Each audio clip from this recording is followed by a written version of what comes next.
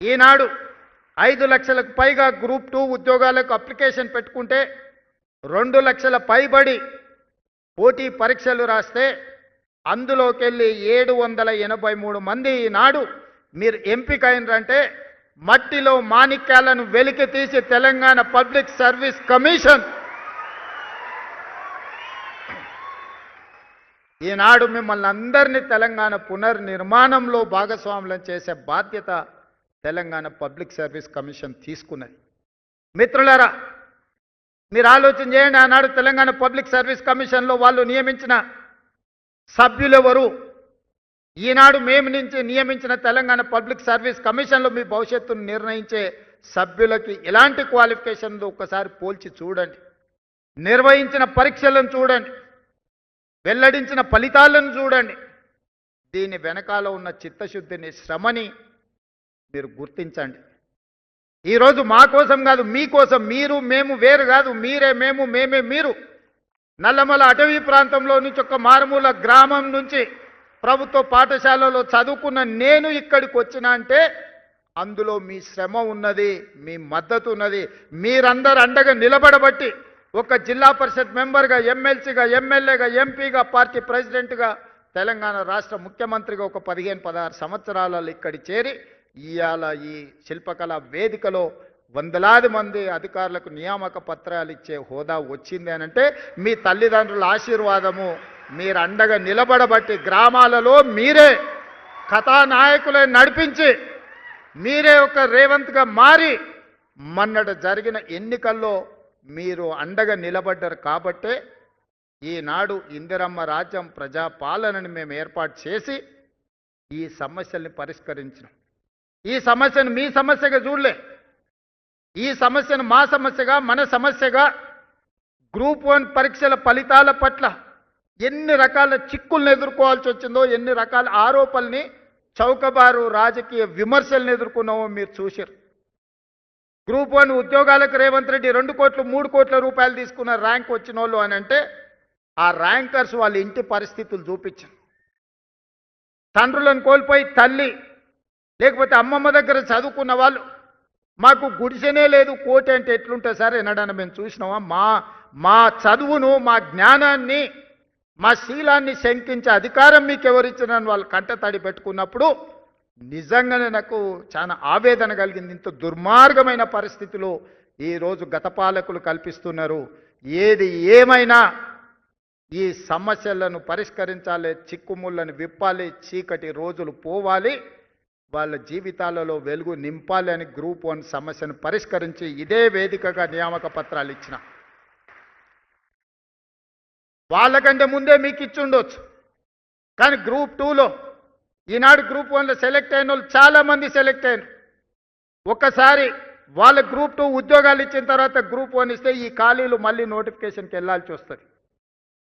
ఎందుకు మొదట గ్రూప్ 1 ఇచ్చినాం, గ్రూప్ 1లో సెలెక్ట్ అయినాక మిగిలిన అన్ని ఖాళీలను ఇవాళ గ్రూప్ 2గా మిమ్మల్ని భర్తీ చేస్తున్నా అంటే మీకు ర్యాంక్ వచ్చి కూడా ఒకవేళ అందులో ఉన్న వాళ్ళు ఇందులోకి వస్తే మీకు అవకాశాలు కోల్పోతాయి. కాబట్టి మీ అవకాశాలు పోకూడదు. మళ్ళీ నోటిఫికేషన్ ఇస్తే ఆలస్యం అవుతాయి అన్నారు. మీరు ఎంపిక అవుతారో కారో అని మీ బాధ నా బాధగా ఆలోచన చేసి మొట్టమొదట గ్రూప్ 1 నియామకాలు చేపట్టి ఇవాళ గ్రూప్ 2 నియామకాలు ఇస్తున్నా. మీ తర్వాత గ్రూప్ 3 నియామకాలు ఇస్తా, ఆ తర్వాత గ్రూప్ 4 నియామకాలు ఇస్తా. ఇవన్నీ కలిపితే దాదాపుగా 11,000 నియామకాలు.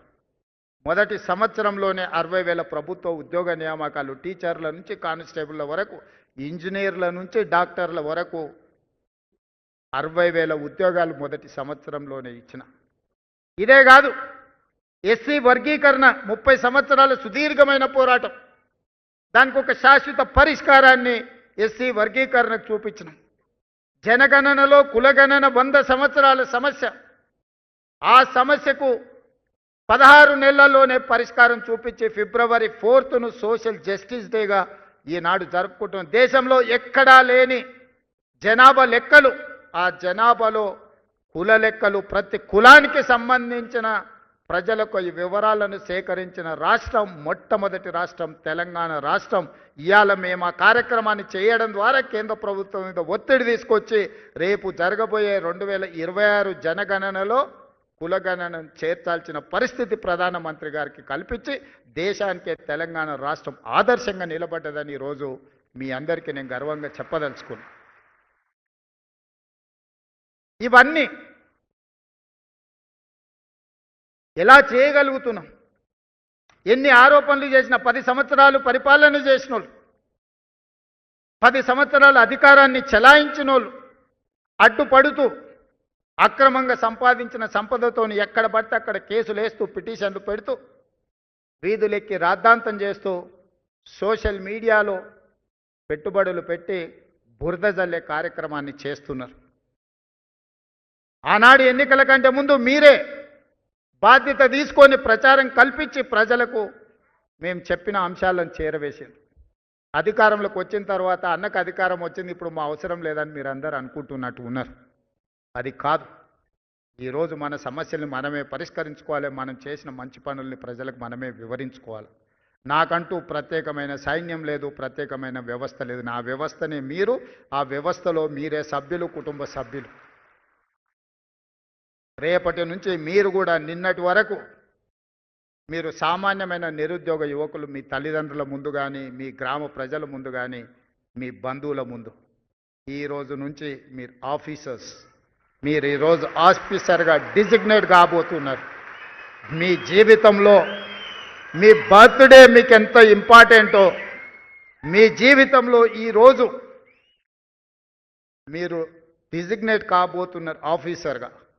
ఈరోజు మీకు అందించబోయే నియామక పత్రం ప్రభుత్వ ఉద్యోగం కాదు, ఇదొక భావోద్వేగం. ఈ భావోద్వేగం తెలంగాణ పునర్నిర్మాణ భవిష్యత్తును 2047 తెలంగాణ రైజింగ్ విజన్ డాక్యుమెంట్ను మీరు ముందుకు నడిపించడానికి ఈరోజు ఈ బాధ్యతను నియామక పత్రము ద్వారా మీ చేతుల్లో పెడుతున్న, దీన్ని భద్రంగా కాపాడి 2047కి దేశంలోనే $3 ట్రిలియన్ ఎకానమీగా ఈ తెలంగాణను తీర్చిదిద్దే బాధ్యత మీది.